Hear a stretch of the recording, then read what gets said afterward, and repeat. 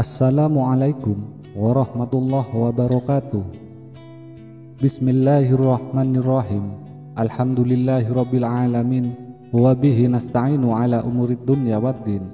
Wassalatu wassalamu ala asrofil anbiya'i wal mursalin wa ala alihi wa sahbihi ajma'in. Amma ba'du. Sahabat Lentera Kolbi yang dirahmati Allah, di kesempatan kali ini kita akan berbagi tentang mimpi Mbah Hasyim Asy'ari yang jadi kenyataan. Ketika Mbah Hasyim nyantri di Bangkalan, beliau diberi tugas mengurusi kuda milik Mbah Kholil, hingga kesempatan untuk mengaji pun tidak banyak. Suatu hari Mbah Kholil kedatangan tamu dari Jawa, dan kebetulan dia seorang kiai, namun santrinya tak sampai ratusan, hanya puluhan saja.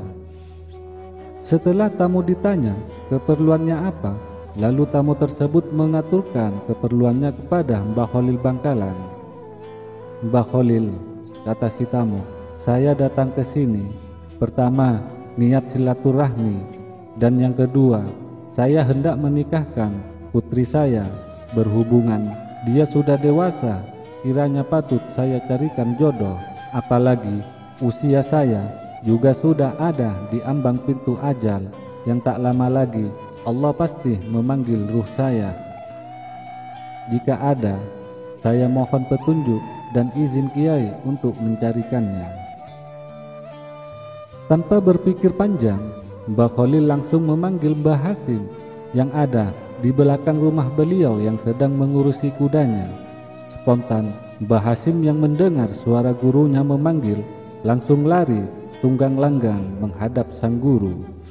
Kata Mbah Hasyim, "Iya Kiai, jenengan manggil saya." Kata Mbah Kholil, "Iya." Tanpa banyak tanya lagi, Mbah Hasyim langsung diam merunduk. Lalu Mbah Kholil berkata kepada tamu beliau, "Ini dia calon menantumu yang akan meneruskan perjuanganmu." Tamu pun terkejut, tegang dan tak habis pikir, sambil bergumam dalam hatinya, "Masa iya sih santri belasakan seperti ini akan mengurus pesantrenku? Saya tidak yakin bila anak ini banyak ilmunya." Di sisi lain, Mbah Hasyim pun terkejut pula, sambil bergumam dalam hatinya, "Masa iya ya Mbah Kholil tega akan menjodohkan saya dengan putrinya ulama yang begitu mulia dan santrinya banyak dan berwibawa serta alim." Mbah Kholil lalu menyambung dauhnya apa yang keduanya pikirkan. Kata Mbah Kholil, "Sudahlah kamu, pulang saja dan siapkan selamatannya di rumahmu. 3 hari lagi akad nikah dilaksanakan, dan kamu Hasyim kembali ke belakang." Mbah Hasyim pun kembali ke tempat tugasnya dengan hati yang risau, pikiran yang kacau balau, dan perasaan galau, sembari bertanya-tanya dalam hati kecilnya, "Bagaimana saya bisa menjalani ini semua? Kenapa guru tidak memberitahu saya sebelumnya, atau paling tidak menawarkannya?" Gundah gulana bimbang, ragu dan bingung terus bercamuk dalam pikiran Mbah Hasyim. Di saat-saat seperti itulah hidayah Allah ditempatkan. Mbah Hasyim teringat di mana suatu hari saat Mbah Kholil molang kitab, beliau dawuh sederhana saja, "Barang siapa di antara kalian yang ingin tercapai hajatnya, maka bacalah sholawat nariyah sebanyak-banyaknya, dan pada waktu ijabah sangat dianjurkan, yaitu setelah separuh malam hingga menjelang subuh." Sahabat Lentera Kolbi yang dirahmati Allah, saat malam kira-kira jam 12 malam, Mbah Hasyim melaksanakan apa yang pernah diucapkan gurunya itu, yaitu membaca sholawat nariyah sebanyak-banyaknya, dan menjelang subuh beliau ketiduran. Dan hal ajaib, di mana dalam mimpi tidur sekejapnya beliau bermimpi bertemu Imam Al-Bukhari dan mengajarkan kepada beliau hadis sahih selama 40 tahun lamanya. Lalu beliau terbangun serta terkejut, tidak percaya atas mimpinya itu.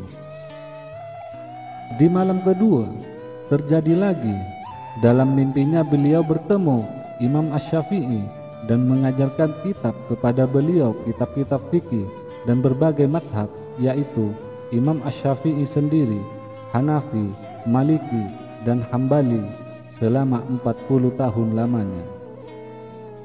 Di malam ketiga, beliau bermimpi bertemu dengan Imam Al-Ghazali dan Junaid Al-Baghdadi yang mengajarkan beliau kitab-kitab tasawuf selama 40 tahun. Setelah beliau bangun, beliau terkejut dan bertanya dalam pikirannya, apa makna dari semua mimpi ini?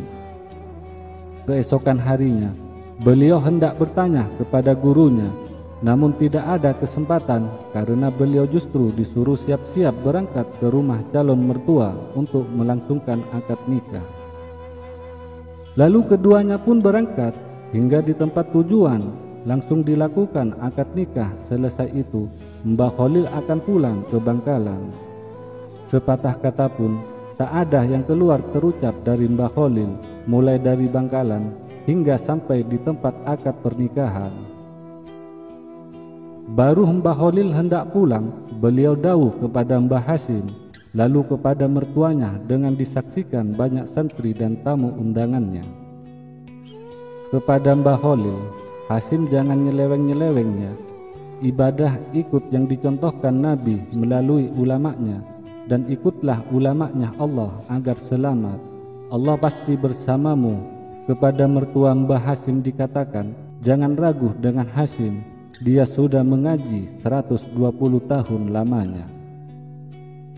Baik Mbah Hasyim, mertua, dan para tamu tidak begitu paham serta kebingungan menafsiri dawuh Mbah Khalil karena mereka pikir ini enggak masuk akal. Kapan ngajinya sampai 120 tahun sementara usia beliau belum sampai 50 tahun. Lalu Mbah Khalil balik ke Bangkalan. Keesok harinya Mbah Hasyim diuji mertuanya sembari ingin membuktikan sealim apakah menantunya yang dijagokan gurunya itu, dan beliau pun dengan agak gugup berada di masjid, sementara di tempat yang biasa mertuanya duduk sudah disediakan 2 kitab tafsir dan hadis. Sudah disiapkan ujian membaca kitab. Nah, keajaiban pun dimulai tanpa harus menengok apalagi memegang kitabnya. Mbah Hasyim langsung membaca dengan fasih dan hafal di luar kepala serta membahasnya laiknya masyayikh yang sudah kenyang dengan segudang ilmu. Tak satu pun ada yang salah. Ustadz dan santri senior yang tidak yakin dengan kemampuan beliau pun menjadi takjub. Begitu pula mertuanya yang mengintip dari celah jendela rumahnya ikut takjub. Dari hari itu hingga seterusnya, Mbah Hasyimlah yang memolang semua kitab-kitab klasik yang tebal dari berbagai cabang ilmu agama Islam. Itulah beberapa karomah Mbah Khalil kepada Mbah Hasyim, dan masih banyak lagi karomah-karomah beliau kepada santri-santri beliau lainnya. Sahabat Lentera Kolbi yang dirahmati Allah, semoga Allah senantiasa mengalirkan tetesan-tetesan barokah dan manfaat dari beliau-beliau ini kepada kita dan anak cucu kita, sehingga kita tetap berada di jalur ahli sunnah wal jamaah. Wassalamualaikum warahmatullahi wabarakatuh.